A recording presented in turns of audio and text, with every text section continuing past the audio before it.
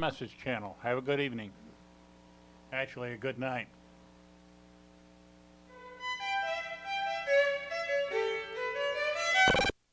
That, even though this is bad, maybe we need to go for it until we can get something better. Proposition 13 was bad. There's no hope of ever getting anything better because of Proposition 13. If it didn't exist, we might get something better, but it's not going to happen. And so, the same issue with this. Once it's there, we're stuck with it. And the developer thing, go back to Midcoast L archives, if anybody has them, I do, and read Dennis Coleman's analysis of this. This is the developer relief bill. That's what it was negotiated down to. As was stated, it started out as something good, but it was negotiated down to the developer relief bill. Thank you, Leonard. Uh-oh. I would urge people to vote against this Proposition 1A. And I think that the whole spotlight should be put on the individual, the Cabrillo School Board, the Cabrillo School District for credibility and management of what they got from us now. Because we haven't seen anything, what's the consequence of the $35 million that they've taken for the school bond? I don't think we've seen the adequate management of that money. We haven't seen improvement in our school sites. And I don't really think that they have managed what they've got appropriately at all. And so the whole thing goes back to management of what they've got now. Okay? Yeah, one more quick thing I didn't say was how some of these monies on the balance, how the stuff will be distributed. If you go on some, let's just say, assumption that there would be a fair distribution of the money that came in, let's say it was just distributed relatively evenly across all the districts. Why that would be bad for us in particular is that proportionally districts that are already built out, I'll just use San Francisco for example, they would get the same proportion of funds that we would get for our smaller district. But we are in a growth environment now, moving into a massive growth environment, and proportionally our style district here that's in the development mode would be at a massive disadvantage because of this. I forgot to actually say that, because we would get the same proportional funds that like San Francisco would get, but we're not just improving our current schools like they would be or Los Angeles would be, we're also adding new ones at the same time. So the districts that are stable and not growing and are usually the large ones in the state of California are therefore tend to be able to benefit more from this bill than the more outlying districts who are smaller and are growing like ours. So we're at a proportional disadvantage automatically with this bill. Rick, you sound like such a politician. You think I was running for an office or something? Okay, we've had an extensive conversation now about this. So I'm going to ask if the council wants to make any motions, or if you want to just let it slide. What would we make a motion on? Well, I had hoped that we could make a motion that the council recommends that our constituents vote against Measure 1A. Anyone want to second it? I'll second it. Okay, then we have a motion on the floor. Does anyone want to make any further comments on the motion? Better not. In that case, Yeah, I'll make one quick comment. No. Paul and I agree on some things, not too many. This isn't one of them. But I did want to make a comment. And I'm in support of Paul. The newspaper did make a comment about it, and I've got to read it because if you hadn't heard it, it's pretty interesting. This is the new editor, Eric Rice, regarding Proposition 1A. He said, this has something to do with class size reduction. and a $9.2 billion bond issue. To be honest, I don't know much about this measure, but I'm voting no. Okay, now that's what the editor of the newspaper said. There's more after that which mentions Paul's lengthy discussion. But There is. if that's how we do things, when we don't know something about it, vote no. I'm sure we can word all these propositions so the no is the yes and yes is the no. It'd be very confusing. So yeah, the fact is, you do have to read it, and that's all I'm suggesting. Before you say no to everything, Flora, read it, because you're paging through it and you're saying, I don't know anything about this, but no. Editor paper, I don't know anything about this, but no. It's right, black and white, all right? That's not all that says there. No, then it went on to say, okay, you want it all, I'll give it all to you. To be honest, I don't know about this measure, but I'm voting no. Why? Ask Paul Perkovic. At a candidates forum, Perkovic posed a hypothetical question based on a possible outcome if 1A passes. You got that two things? Yes. Hypothetical, possible. All right? This question was breathtaking, not only for its seemingly flawless logic, but for its sheer length. He used up virtually all the oxygen in the room just reciting it. The upshot of this is 1A would not be good for the schools. Well, Is that in this week's? that's right here, baby. Is that this week's issue? I haven't seen Yeah, this it's yet. called Beef with Rice. Oh. Oh, you're a scholar. You know, Yeah, you're a star as usual. you know, Joe, the obvious conclusion is vote no on everything but F. You just vote no on everything. Let's just vote no on everything. That's not what. Or better yet, let's just not read anything and not go to the polls. Let's move on. Okay, we have a motion on the table. I just want to make one other comment. I think, I was just trying to find the statement in there about developers to read it out loud to people, and it's really complex, and I think sometimes we absolutely need to read these things, but we also need to listen to the experts who have a sense of how these things are going to play out, and I think that's what we're talking about tonight, is how is this going to play out here? And it sounds as if it really is going to negatively impact us, and you know, I think we all really need to think about the pros and cons that we've heard about tonight. Okay, we have a motion on the table. I'm going to call the issue. All those in favor, please raise your hands and say aye. This is in Aye. favor of opposing. In favor? Get that straight. All those, In favor of opposing. and all those against, Yes. all those against measure 1A, Yes. raise your hands.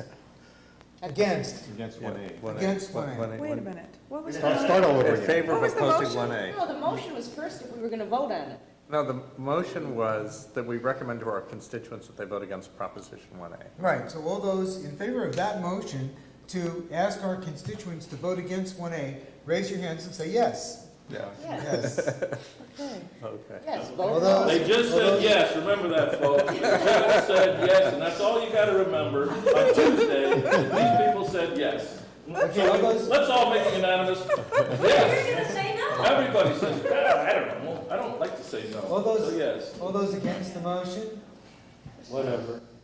Okay, so we have a 5-2 vote in favor of urging our constituents to vote against Proposition 1A, that school bonds issue. How about Paul writing a letter? So take that. Pete Wilson? Well, for whatever it's worth. Okay, we're moving on to agenda item number 2, which is Harbor Fishing Village. And Laura, you are the sponsor of this item. I am, but I've been getting much better delegating, and Mr. Tim Duff is going. It's Paul's item now? Well, either way, it's not my item. Oh, okay. Well, I tell you what, I'm gonna go for it, and Paul, you're gonna provide answers for things I don't know, okay? Can we get more specific items than, I mean, Do you have my staff report? Yeah. Here's the situation as I understand it, and Paul will help clarify. We're referring to Harbor Fishing Village. When it went before the Planning Commission, and this was just recently in September, apparently a few people spoke from the coast. There were four commissioners. Two were for it, 2 were against it. When the Planning Commission is tied, it automatically goes to Board of Supervisors. explain why, 2-2 and not 5 votes. Because one person wasn't there. That should be set up. No, he had to recuse himself, Oh, that's right, I Abdullah? think, or am I mixing up issues? I think I'm mixing up two, so we don't even have to worry about it. I think you're right, Leonard. I think he Maybe that- did have to recuse himself. I don't think it was on this one, however. Okay, at any rate, it's going to be the same staff report. They're not going to be considering the whole project in its entirety. What the Board of Supervisors will be considering is just the extension of the recordation to finalize the condominium ownership. It's already an approved subdivision, and that was done by the Board of Supervisors. So what they're considering now is not any physical changes, simply the type of ownership. The folks are requesting an extension of a year because they say they cannot do all the infrastructure improvements that will be needed for recordation. It's tentatively scheduled for November 17th for the Board of Supervisors. And Paul, would you like to elaborate on my cursory description? Well, at the Planning Commission hearing a couple of weeks ago, the applicants said that they needed the extension because out of the whole long list of conditions that they were supposed to have fulfilled, of which they had done nothing, they picked on the one that said they had to get approval from the Half Moon Bay Fire Protection District, and they were looking into whether there was adequate water pressure to serve the building. Right.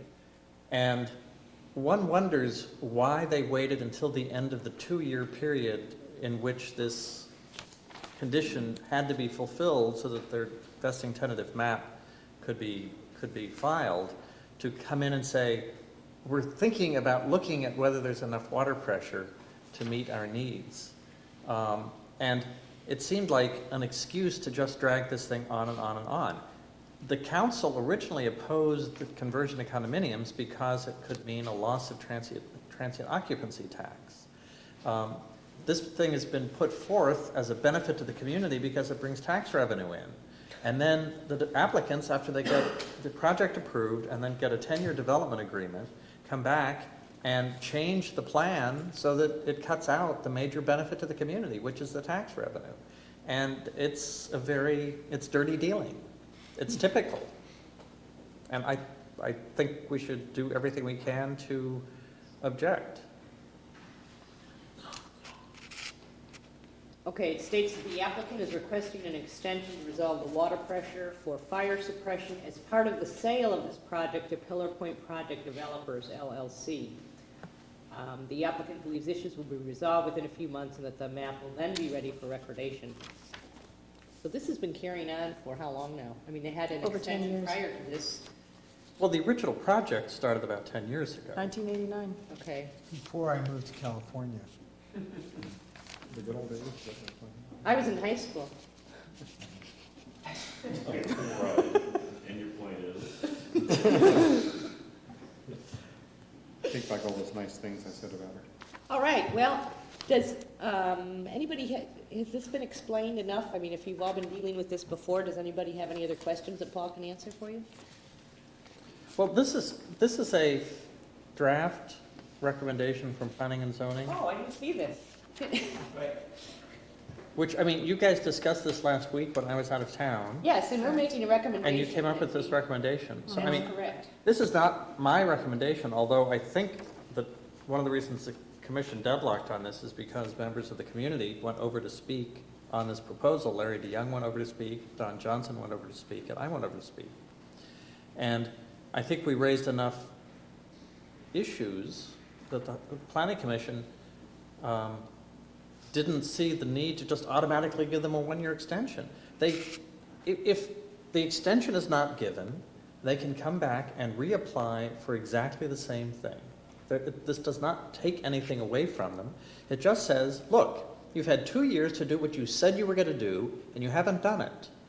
So come back and start over again when you're ready to do what you tell us you're going to do, instead of just constantly giving extensions. That was well said. You know, you've got to, at some point, say, put your money on the table. If you claim you're going to do this, do it. Don't just try to lock these entitlements in and drag them on forever and ever and ever. The really bad thing I feel for people like the Princeton groups and stuff like that is this is such a major project that I would think that anybody who's thinking about coming into Princeton and putting in a little bed and breakfast or a restaurant or something like that, nobody can make any kind of plans until they know what's happening on this big chunk which is going to land in there. So this is basically, everything is kind of just sitting there waiting for this to happen, and these guys have, like I said, already stalled for not 10 years already.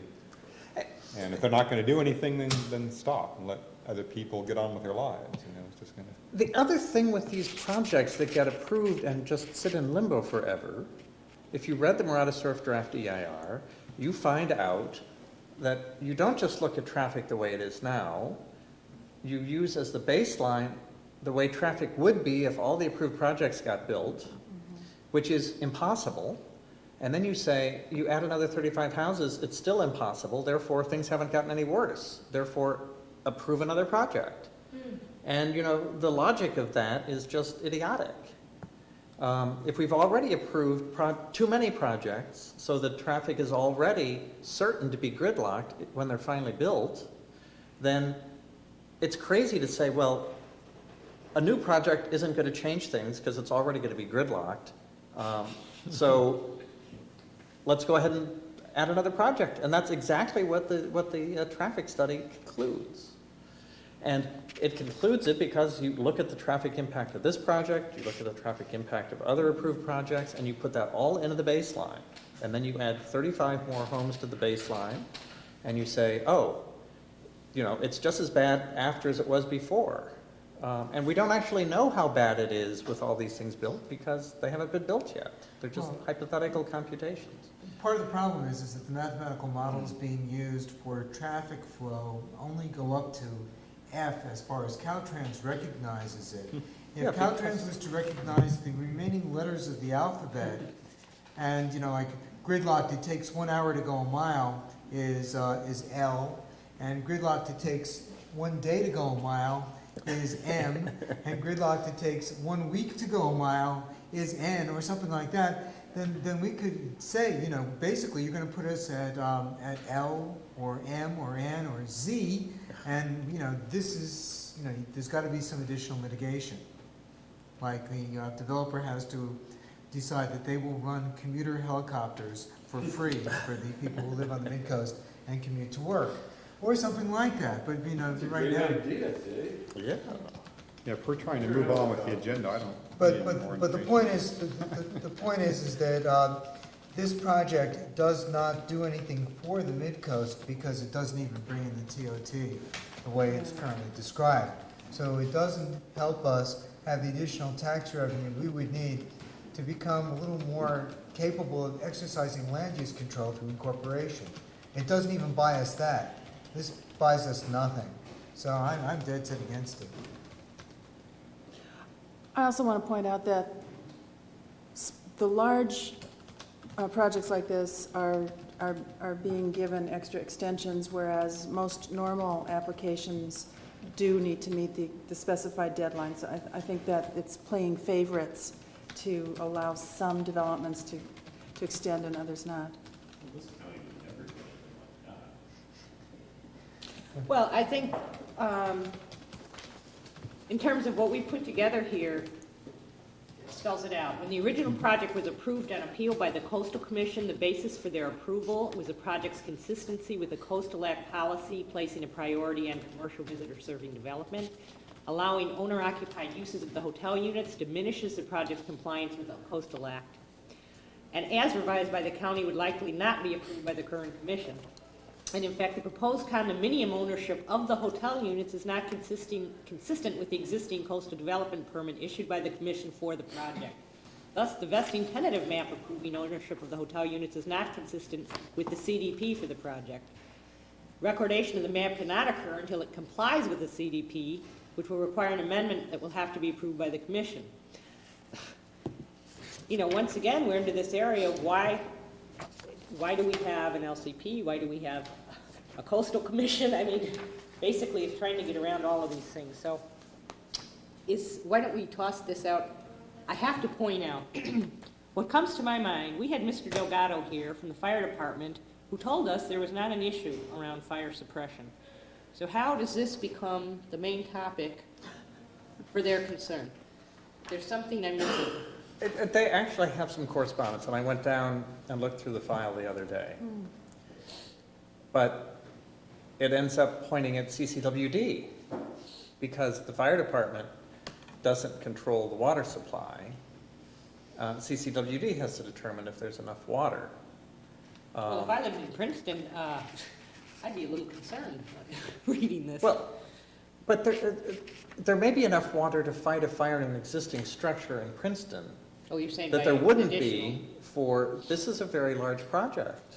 This is, I think, 95 hotel rooms, which would now be 95 condominiums, a large retail area, a restaurant that I think had, was it 230 seats, something like that? 200 something rings a bell. Yeah. You know, it's supposed to have this 75-foot fake lighthouse, which I think they keep trying to put back, and which I think got taken out at one point. Sounds attractive. May I ask, Mike, has the Princeton group discussed this at all? No, we're reorganizing currently. Okay, so these issues will be brought up and we will discuss them, I'm sure. You may want to bring back to them. Also, may I ask, are you on the Coast Side discussion list? Is any of your members? I'm in communication with most all the members. Okay. I'm talking about the email. The We're COSI, redoing the computer system, email, we're doing all that currently. Okay. I'm kind of like I'm acting as sergeant at arms currently to make things happen. I'm just thinking it would be very powerful if you, because this is coming before the board, what did I say? I'm getting tired. The 17th. And this certainly affects your group. If they had comments or may want to join us at that hearing, that would be great. I'll bring that up. Okay. we have to, I need to hear a motion before we can vote. We get public input. Yeah, public comment, please. Anyone want to make a comment I on this? apologize. I got so gun-ho here. Well, what can I say? Quickly. When I first came up here to visit, I had a difficult time finding a place to stay. I think we need more rooms. I don't think we need a project this size. I'm not against the project per se. I'm against it as long as it's 2 or 3 or 4 times what a reasonable size is. The 3-story building is outrageous. And just the sheer bulk of it is going to be insane because it encloses an inner courtyard because the shops are accessible only from the inside, not from the outside. The whole thing is quite decidedly pedestrian unfriendly. But I have a question of clarification for Laura. You said that the subdivision had been recorded, but I think that a subdivision would only apply if it was in condominium ownership, and so if they haven't gotten the approval to convert to condo ownership, then I don't understand why there would be a recorded subdivision, because a normal hotel, I don't think you do a subdivision for that. Not recorded, they're asking for an extension of the period. Right, but so I think that what Laura said there was a detail there that was incorrect. There was a former parcel over there that they subdivided into 3 parcels, 4 parcels, one of which remains a PAD parcel. The whole thing is prime agricultural soils, but one part remains in the PAD zoning. One part is basically the parking lot, and the other 2 parcels are where the hotel and the retail space would be. So we're talking And 2 different subdivisions. One is the one you just described, One is and the the other would be subdivision the that took- subdivision of one of those into a bunch of tiny parcels. That's right. Okay. That's right. All right, thanks. And they have not yet come back and tried to subdivide, to condominiumize the retail space. Yet. Okay. Which is interesting, because if they can't get enough investment capital to build the hotel, how is it that they can get the investment capital to build the retail space, which they're going to lease presumably, you know, you'd think that you could get investment capital for the hotel, which you're going to rent out on a room night-by-night basis. And their argument is it's only a change in the ownership structure, but it's a change in the ownership structure that cheats the citizens of San Mateo County out of the transient occupancy tax that they were promised when this proposal was brought forth. Now, didn't Half Moon Bay, when they approved conversion of Monstrosatory to condo ownership, didn't Half Moon Bay institute an in lieu fee on the Project issues discussed in the document, which is this is how they, you know, the state clearinghouse is the one that determines and notifies certain state agencies about the project, and the draft EIR is sent to them through the state clearinghouse for response. My concern is, in discussing this with Paul, under project issues discussed in document, they have left out different topics that in fact are impacted by this project, which would then mean that certain public agencies have not been, the project hasn't been sent to them for comment. Right. And so I would like to, I don't know if we need to vote on this or how we want to handle it, but I believe that a letter certainly needs to go out to the county and to the state clearinghouse indicating that there's some things missing here. Can we mention a few of these, like they skipped agricultural land? Right. They skipped skipped recreation. drainage, economic. They what skipped she's talking recreation about. parks. That's exactly what she's talking about. Skipping parks, that's interesting. To me, drainage and absorption is a very big issue with this project. Let's skip parks. This thing isn't about a park, is it, by any chance? So, shall we go through the ones they haven't checked, and let's make a decision as to what ones we believe are in fact Okay. impacted? That's quick. Agricultural land, yes. Yes. Drainage and absorption, yes. Economic jobs, Yes, fiscal, yes. I mean, they're very similar. Floodplains and flooding, forest land fire hazard, regarding the fire road, yes. Minerals, that one I don't. Okay, recreation parks, I think we can include that one. septic systems? No. Well, Tox, it depends on, Let's assume not for now. Let's just not. Traffic circulation. Oh, That's that's checked, I'm sorry. toxic hazardous? what? Toxic hazardous. There aren't any toxic waste in there that we know of. No, it's not. Water quality? Yes. Potentially, sure. Potentially, yes, when you're talking about the, yeah. I mean, certainly it needs to be evaluated. Yeah. Okay, It's and that one, would be two, it. So three, we've four, got, five, 7 more. well, the issue here is, now this is dated the 19th, and I received it the 23rd. So, does someone who's knowledgeable in these matters want to tell me the best way we should proceed in terms of informing folks that this is inadequate? We don't know who checked these things off, do we? We don't know if the county checked them or whether the state clearinghouse person checked them. I mean, it may be the... Or EIP. Well, see, I don't think that it matters because it says the state clearinghouse submitted the above-named environmental document to selected state agencies for review. Let's see. This is from the state clearinghouse, so it doesn't really matter who checked it.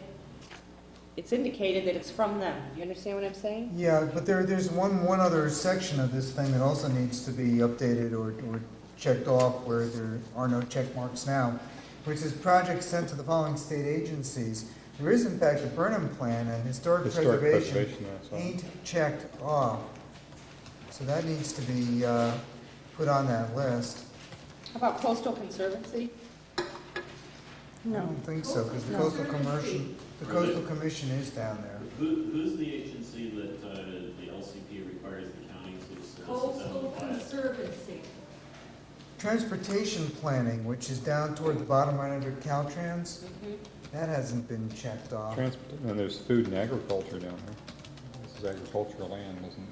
Yeah. Well, and the Should other maybe part vote is on this is Xerox sub 40, we're missing the bottom half. Cut off the bottom. Yeah. But that's at least 3 or 4 more agencies that should be. What do you, Which ones- what which is ones- transportation planning? Is that the county agency? I haven't got a clue, because it just says state agencies on the top, projects sent to the following state agencies, so I would assume the transportation planning is a state agency. I don't know what that is. I'm not sure it should, that we can say that it should go to them. But in any case, the fact is that there is at least the potential for those 3 What were state the, agencies. What were the 3 you're saying? yeah, what were the 3? Historic preservation, transportation planning, food and agriculture. I don't know what transportation planning is. We can but ask for we should find out definition, too. what it What's is. DWR? Department of Water Resources. OES? Office of Emergency Services, I think. I think we could just write a letter that asks why this doesn't seem to be, Well, wait, did we finish Completely on covered. Fishing Village? yeah. Yeah. Oh, We cool. voted. Yeah, I would Are propose you that we still write out a on the letter. break? I propose that we write a letter to these guys Well, and ask, copy the county. I'd say Let's ask, get it out ask immediately. Dave Holbrook who the letter should go to, but I think it's important to have a letter on file. It'll be ignored, but to have it on file. Yeah, we need a letter on file. We need a letter on file. So the chair or the planning and zoning? Committee No, I chair. believe the person who's representing this agenda item, let me see here, Murata Surf is Paul Perkovic. No, he's out of town. Um,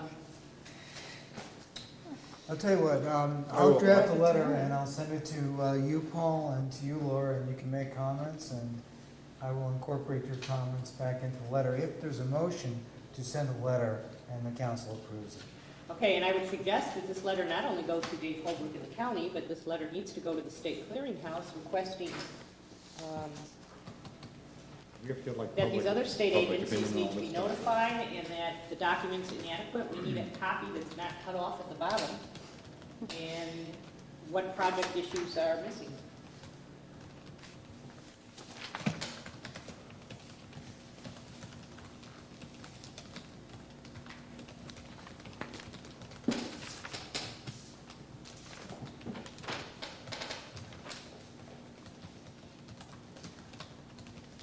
Okay, so we have 2 letters then. Yeah, and I try to make my points in writing because I may not be able to be present on November 10th to deliver the same arguments in person, which I otherwise would have delivered in person, I have a question. so. Who and how do we see the final EIR prior to the, When I spoke to Dave Holbrook last Friday afternoon, he Uh-huh. told me that the current plan is that EIP Associates will have the summary of comments and their responses available by November 2nd or 3rd, and that he will have his staff report finished by November 3rd. Not bad. Thus, our letter One day analysis. should get into the county in time to go into his staff report. And then it will get mailed to the usual suspects and the planning commission. Paul, if you send we'll me, see it ahead of time. Excuse me? Clearly, So a we will well, see it prior to their In meeting. theory, I'm wondering how complete their responses could be by then. okay, Are you saying you don't think they can do an adequate study in one day?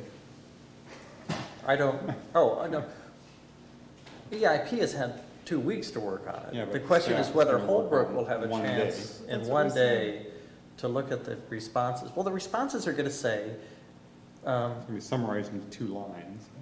the responses are going to say, these folks in the community don't know what they're talking about, CEQA doesn't require it, it was covered adequately, go away and leave us alone. Yeah. By the way, I've gone through all of the comments. The Coastal Commission did comment, about 2 pages worth, Jack Leapster did. Sierra Club has got a lengthy one. Caltrans, in fact, does. They have some concerns. Anyhow, I'm wondering the best way, I'm gonna put these in a binder in the MCCC office, but I know people in the community are going to want to see them. I'm not in a position to copy every single one of these. We're talking, a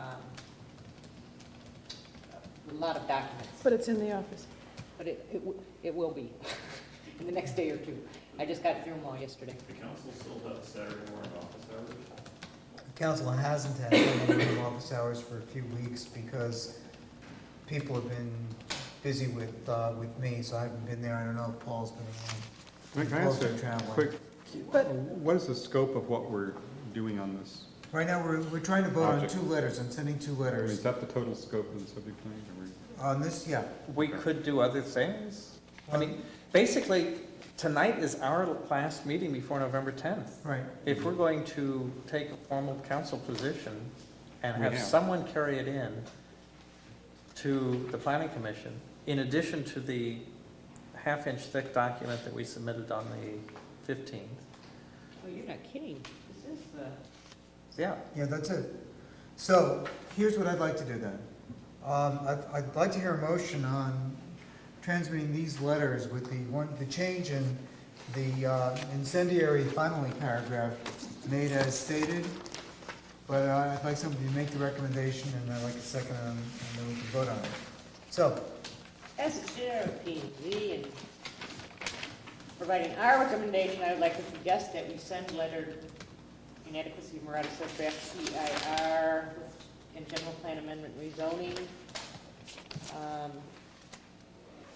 What's the rest that I want to say, Second. David? The rest of that sentence? I'm totally. that's your motion. That's my motion. With the changes as suggested. Right. and Okay. how's that sentence to read, finally? The sentence should read the following way.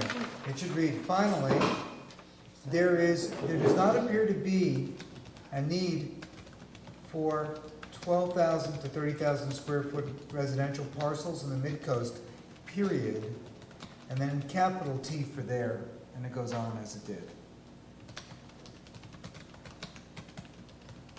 And that replaces the first sentence up to the word there. Okay. Okay? So, any vote on this? A second, do we have a second? Second from Mr. Lohman? Okay, I'm gonna call the issue, all those in We have to- favor? What? Public, I'm sorry? haven't any public comment on this? We have? Oh, We okay. haven't asked They're for all public comment. asleep. I'm sorry. Anybody in the just on public these want two to talk letters. on this? Okay, fine, let's vote. Did Rick second? Yes, Rick second. All those in favor, say aye. Aye. Against? Passes unanimously? Was that everybody? Yeah. What about Can I- this letter? Is there Yeah, a separate we'll- motion on that letter? We had a motion on that, didn't we? That was- no, we we put didn't. Oh, we everything didn't to the, include No, I want to do that separately because that's gonna be my letter. Could I make a Paul, comment before we move on? we're not moving on. I thought we were moving on to that letter. Yeah, onto this letter, but it's the Okay. same topic. Okay, I just have a comment. letter say. Yeah. I just want to say, if anyone in the public wants to access the draft EIR, or the final EIR, or any of the letters that have come in, or any of those things that are in our office, please call me or someone else on the Midcoast Council, and one of us will work with you on getting at that stuff, because I know it's not real accessible being in the office, but it's like the only place we can put it. So, And yeah, if call you're on Laura. Midcoast- If you're on Midcoast list, you already have had your mailbox, your email box stuffed with this stuff, all of it. Okay, Paul, I have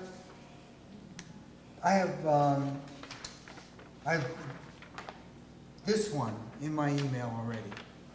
I don't believe I have this one. I'll just send you the Word documents as attachments. Thank you. Before I leave Okay. next, which is in a day or two. Good, okay. Now let's move on to this one.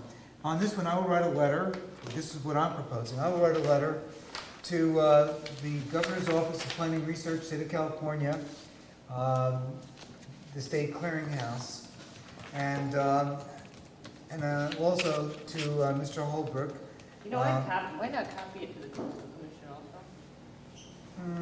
Okay. Sure, why not? And I will mention the project issues discussed in the document as being inadequate because they're missing the 1, 2, 3, 4, 5, 6, 7, 8 ones that we indicated, and that the project needs to be sent to the other 3 agencies that we also named in our discussion tonight. Okay, and I'd like a separate motion on that one, and then we'll move on to the last letter. I would like to make a motion. My turn. Oh, please do it. Go do it. Let's pick up the pace here. I move that Dave Spiegelman write a letter to those guys, the Governor's Planning and Research, the Clearinghouse, copy Dave Holbrook, copy Coastal Commission. Coastal Commission, highlighting the 7 items and the 3 agencies that were left out. I'll second the motion. All right, any public comment on this? Okay, all those in favor? Aye. Aye. Against, it's unanimously passed. Moving to the last letter, the one that's going to be going back to P and Z. I've got a concern about this because, Joe, Yes, sir. first, we voted in favor of the traffic light. I'm not trying to bring that back. What I'm trying to do is to see, and that's why I'm interested in this letter. is On the to s- agenda is such for it to be brought back. You just wrote that down, didn't you? Yeah, but that's a Oh. separate issue. That's not this Okay. meeting. I'm sorry. We'll talk about that then. Okay. This is this now. What I'd like to be able to do is I'd like to be able to see if there are any implications that the traffic light has for the enrichment, the unjustified enrichment of the developer. Because the developer is not paying any form of mitigation, and it's a concern. Well, That means that I basically, understand that, I understand your concern. we're the But developer. let's make the assumption that he isn't going to pay and doesn't pay. Does that mean what you're saying is, because the developer isn't gonna pay, we shouldn't have one there? Is that what you're trying to tell me? No, I'm saying that if the developer isn't going to pay, then the developer cannot consider the implementation of the traffic light as mitigation for his project. I'd assume that you haven't paid for the whole damn thing, it wouldn't bother me at all. Okay, but that's the reason why this is important, okay? Well, I don't think that's the reason why that's particularly important, but, We need an EIR and all kinds of other stuff. There Does isn't require even an a EIR. master plan for Highway 1. we've covered this stuff already, and frankly, we'll have to discuss, if you wanted to start right all over again and do this, I suppose we can.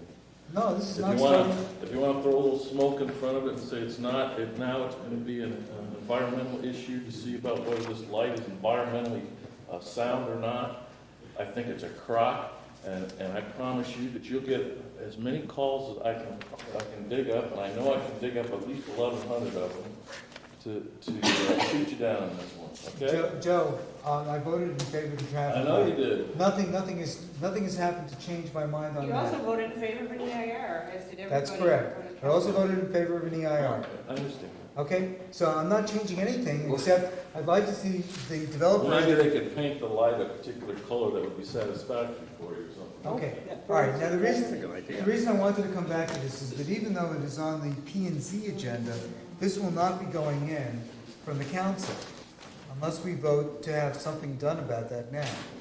So I just want to make it clear, Wait, If I'm by not voting- lost. the council's gonna vote to send this out under council stationery. It has to vote on it tonight or it won't get in time for the planning commission to hear about it.